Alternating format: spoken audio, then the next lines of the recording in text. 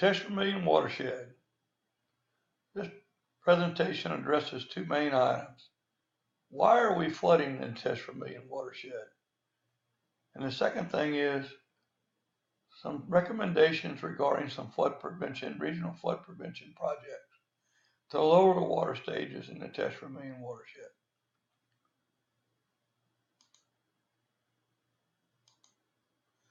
Flood types that we deal with in our watershed. Major river floods. We had a major river flood in 2019 in the Mississippi River and the Atchafalaya River. That can increase the level of the water that we deal with in the basin. One of our main drains is into the basin in north of Henderson Lake into the West Atchafalaya Spillway. We also deal with storm surge floods.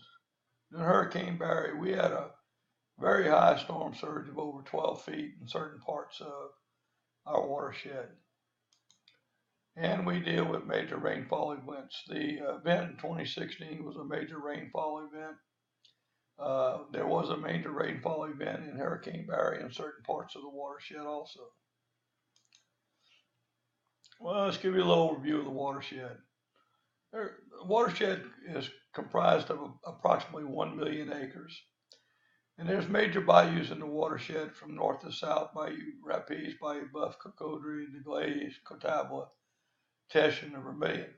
The watershed goes north of Alexandria up to the town of Boyce, Louisiana, and it follows on the east side, roughly parallels the Henderson Levee, or the West Atchafalaya Spillway's West Guide Levee, and on the west it roughly parallels I-49 and the Pineywood Hills that you see along I-49.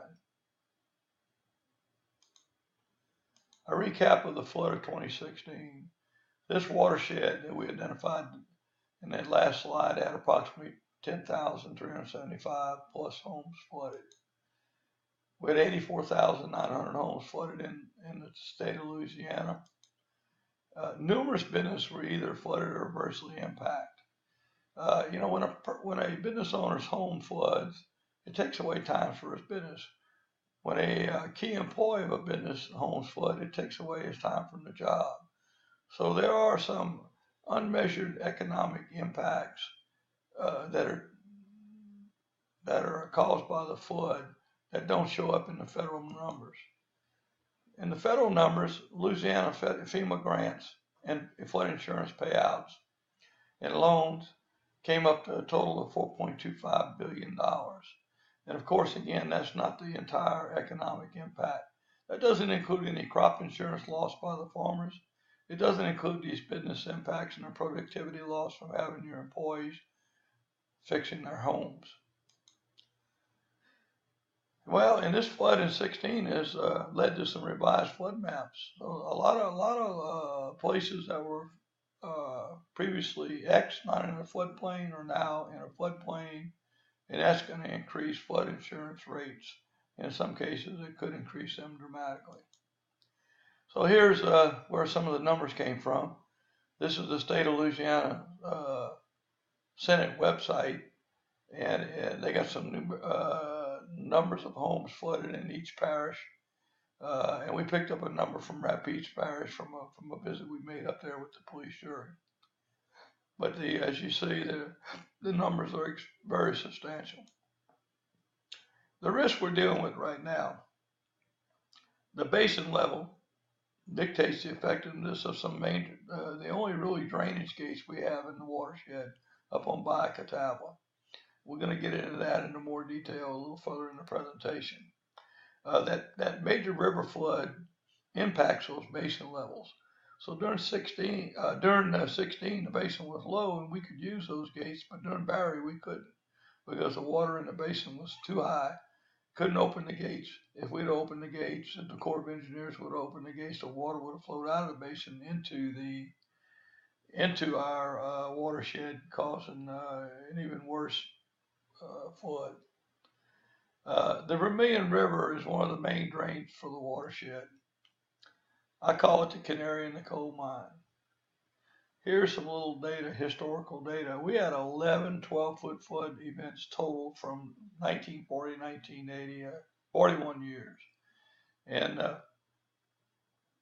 just in the recent history, we have had 7 12-foot flood events in the last 24 months and 5 12-foot flood events since January 1st of 2019.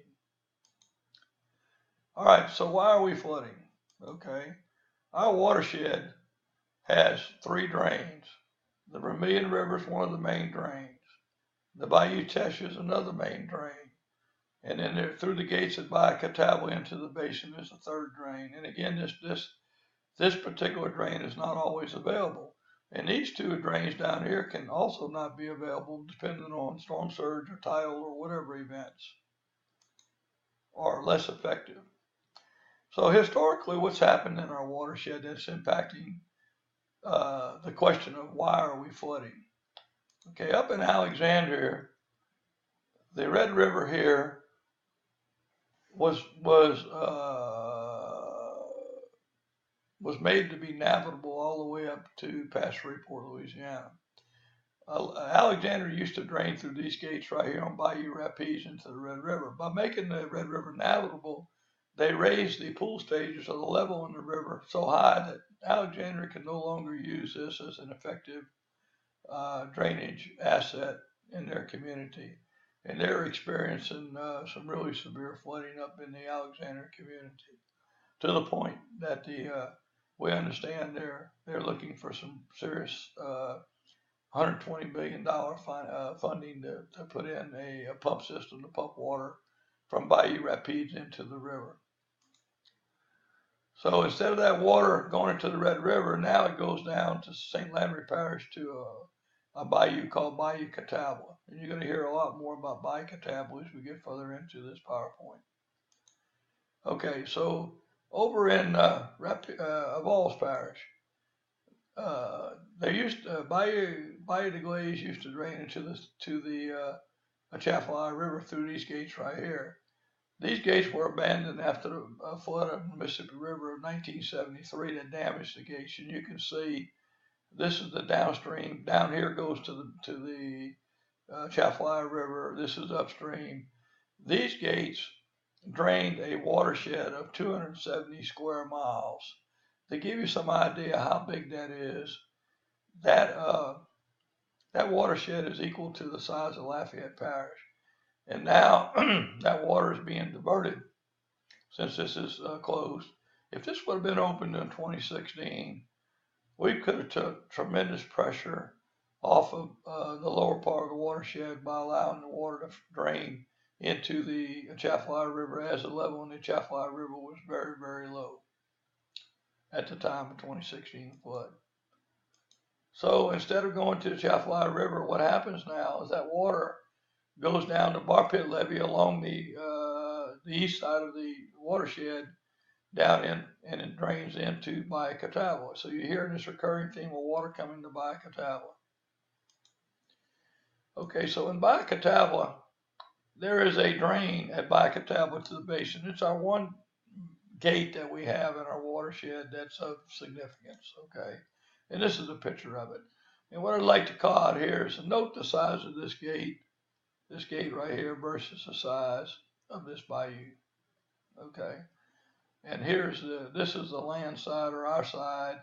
So you can see that we're trying to squeeze a very, very large gate into a very, very large bayou into a very, very small gate. During the report to the Mississippi River Commission by the Corps of Engineers, the Corps noted that this gate was undersized and needed to be enlarged. So the water from Alexandria and Eastern Rapides Parish and Avals Parish ends up in Bayou Catawba. And if those gates can't handle it, it goes down the Bar Pit through some overflow weirs down to Lake Falls Point, which was our natural floodplain for our watershed. Key thing to know about Lake Falls Point: the west guide levee for the West Atchafalaya Spillway is on this side over here. So this is the land side. When the Corps built the levee systems after the Great Flood of 1935, they intentionally left this, and they didn't run the levee on this side. They left this in the land side for this area to act as one of our natural floodplains to take the water when there's a big rain. And what's happened in history-wise is that we've kind of messed up the plumbing on this, so we're making it really hard for the water to get down there. So the other one of the major drains is down the Bayou Teche to the Baldwin Canal to the Gulf, and of course to the Vermilion River to the Gulf. The Lake Foss Point area drains to Bayou Teche also, so it goes in, comes out of the Bar Pit Canal into Lake Foss Point, and then back into the Bayou Teche and into the Gulf. Okay, so let's talk about the Vermilion River. This is the survey of the river done after the flood of 16 in Perry. You can see the authorized channel is outlined here. It's either pink or white. White indicates it's good, pink indicates it's shoal. You can see it's relatively open. Perry is right south of Abbeville.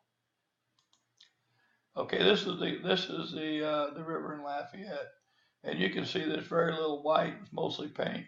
And in fact, it's so bad in certain places around some of these concrete coulees, like Coulee Mean right here where it enters the river. There is a shoal right here on the north side and a shoal right here on the south side that effectively act as a dam in the river to keep the river from draining. The authorized channel is completely plugged right here, and it is really hindering the drainage of the river. Okay, so here's a long-term trend of the frequency of flooding on the Vermilion.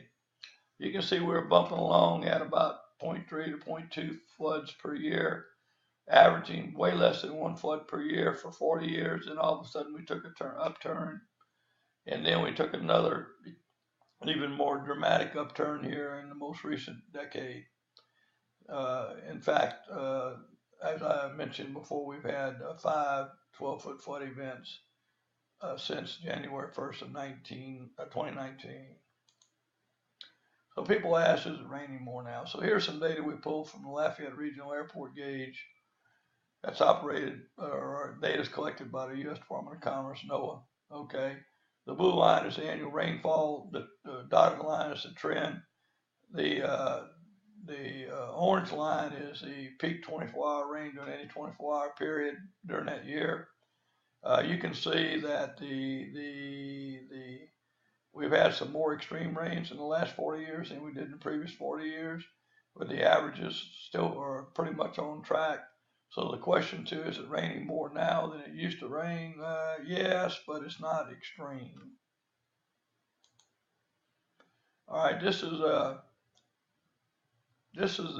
last since January 1 of 2019 on the 5 12-foot floods on the Vermilion, including the June flood, where we had water in people's home, and the flood, that 12-foot flood that happened in Barry.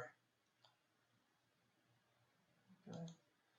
All right, so here's a zoomed in view of that. Here's our June flood back here, and we had the pumps cut off, and we had some favorable things happen during Barry, where the wind stayed out of the north and blew a lot of water out of the system, and you see the water dramatically dropped. And that drained not only the river, but it drained the Bayou Catawba, and it drained a lot of retention connected to both of those tributaries, proving the point: if you can adequately manage your retention, you can minimize the flooding effect. Because the National Weather Service said we were going to get a 15-foot crest on Barry. Well, we got 12.6, so it worked. Okay, a little history. The Vermilion River experienced 3 major floods in the 40s. As a result, some major projects were executed in the 50s, including dredging the Vermilion and building those gates on Bayou Catawba we talked about, we showed you. And we had no additional major floods. Now, a major flood at Curry is defined as anything over 16 feet for 65 years till 2016. And I asked, will we have to experience 2 more major floods before we take action? I hope not. All right, our project recommendation objectives, just a global objective of all these recommendations. First, divert as much as you can out of the watershed into the river, into the floodway, or into the floodplain at Lake Foss Point. Second, where possible, manage to utilize our natural retention zones. That's Cypress Island for the Vermilion and the Catawba swamps north of us up in St. Landry Parish. And the third thing is, if you can't manage it and you can't divert it, is to increase the efficiency of our watershed rivers and tributaries, such as the Vermilion and the Bayou Teche, to move the water down to the Gulf of Mexico as efficiently as possible. So recommendation number one is encourage the Army Corps of Engineers to complete the Catawba flood plan. Now, this plan and project recommendation was done in 1941, and it stands at 57% complete. We also asking them to add some new gates on the bar pit levee to address an unintended consequence of when they put Teche Vermilion in. Okay, so here's where we are. Okay, again, the Corps of Engineers recognize that these gates were too small and they need to be increased in their report to the Mississippi River Commission in 2007. If you look here at the elevation of the water on the land side, 16, it's held that high, so Teche Vermilion works. If you look at the bar pit, the Barrow pit, or Bayou Amy, they call it, the level's only 1 foot. So we're asking to put a gate right here. Okay, so that's going to be one of our major projects. Okay, we asking the Corps of Engineers to maintenance dredge the river to the width of the original 50 dredging, and then conduct an annual inspection to ensure this bayou depth and width is maintained, and of course dredge it again if you have to. Okay. St. Martin Parish has a project to drain Cypress Island into Bayou Teche below Keystone Dam. Looks like this. It's going to provide an alternate drain out of our one of our floodplains down into the Bayou Teche. Right now, all the water that collects up here in Cypress Island during a flood on the Vermilion, the only way it can go out is by the Vermilion. So it fills up here, and then it stays here until the Vermilion is low enough for it to drain out.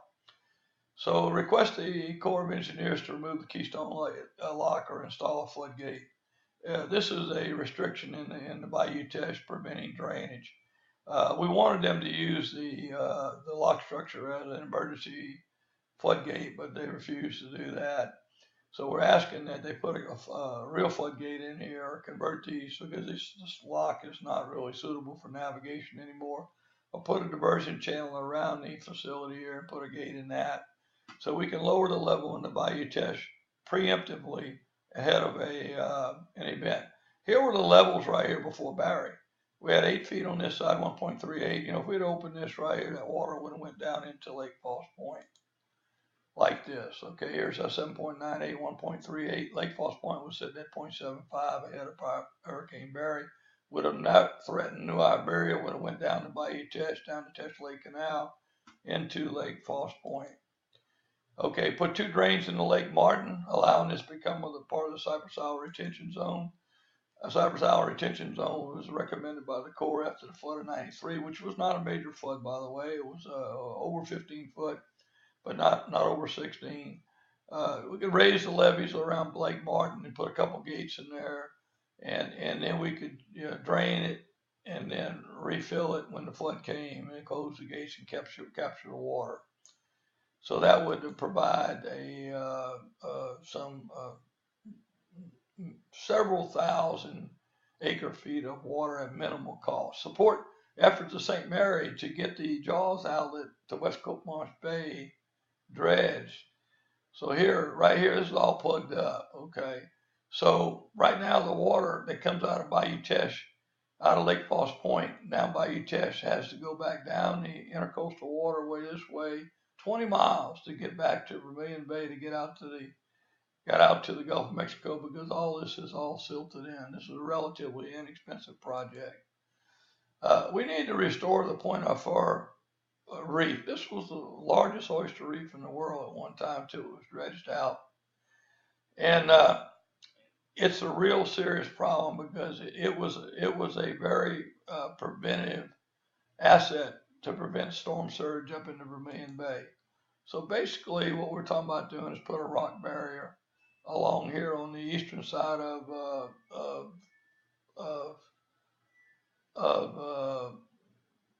the entrance to West Moss Bay.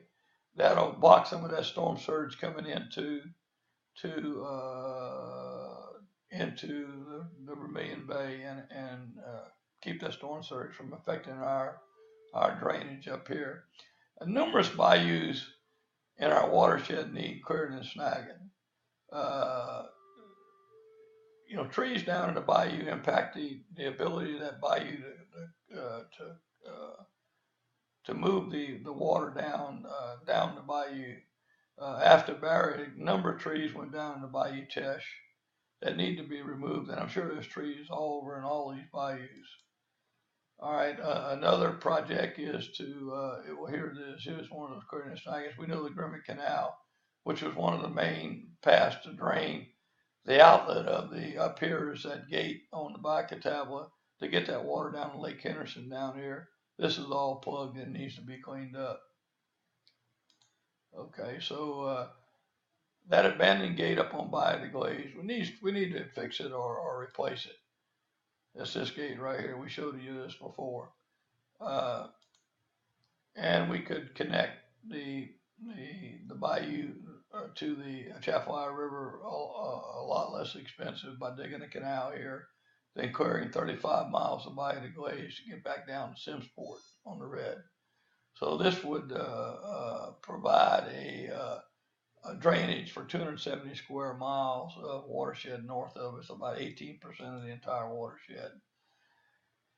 The last thing is we need to develop and execute a regional flood prevention operational plan where all the agencies involved in managing the water coordinate with each other. So we can mitigate a lot of missteps if we got a plan and everybody knows what the plan is and everybody's working together. So in closing, rule number one, floodwaters don't know anything about parish or political boundaries. They go from higher levels to lower levels. It goes downhill until it filled up, then it backs up into the areas that it came from. We must have a certain sense of urgency to resolve these problems. We invite you to join our efforts at www.dredgetovermillion.org. Thank you very much for your attention to this most important information.